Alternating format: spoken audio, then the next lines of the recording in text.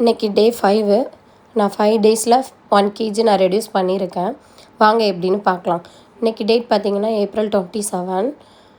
நான் இன்னும் ஸ்டார்ட் பண்ணல என்னோடய வாக்கிங். இனிமேல் தான் ஸ்டார்ட் பண்ண போகிறேன். 10K ஸ்டெப் என்னோடய டார்கெட் எவ்ரிடே. நான் வீடியோ எண்டில் உங்களுக்கு எவ்வளோ நான் வாக் பண்ணியிருக்கேன் அப்படின்னு நான் காட்டுறேன். இன்றைக்கி மார்னிங் எம்டி ஸ்டொமக்கில் நான் வெயிட் செக் பண்ணிட்டேன். என்னோடய வெயிட் பார்த்திங்கன்னா 70.15 காட்டுது.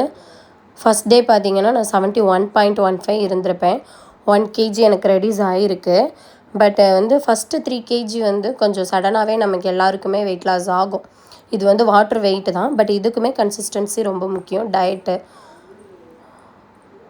மார்னிங் பார்த்திங்கன்னா நான் பிரேக்ஃபாஸ்ட்டுக்கு சத்து மாவு கஞ்சி தான் எடுத்திருக்கேன். பால் கூட கொஞ்சம் மாவு ஆட் பண்ணி காய்ச்சி வச்சுருக்கேன். சத்து மாவு வீட்டில் ரெடி பண்ணது தான்.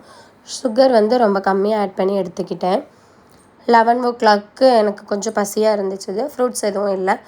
அதனால் நான் என்ன பண்ணிட்டேன், மோர் எடுத்துக்கிட்டேன். வெயில் அதிகமாக இருக்குன்னொன்னே. ஆஃப்டர்நூன் லஞ்சுக்கு இன்றைக்கி என்னால் எதுவுமே சமைக்க முடியலை. அதனால் வீட்டில் இருந்த வத்தக்குழம்பு கொஞ்சம் இருந்துச்சு. அந்த வத்தக்குழம்பும் ஒயிட் ரைஸும் மட்டும் எடுத்துக்கிட்டேன். ப்ரோட்டீன் ஃபைபர் எதுவுமே நான் எடுக்கலை.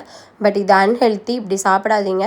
வெஜ்ஜு கொஞ்சம் ப்ரோட்டீனுக்கு ஏதாவது ஒன்று ஆட் பண்ணி சாப்பிடுங்க. அப்போ தான் டயட் நல்லாயிருக்கும்.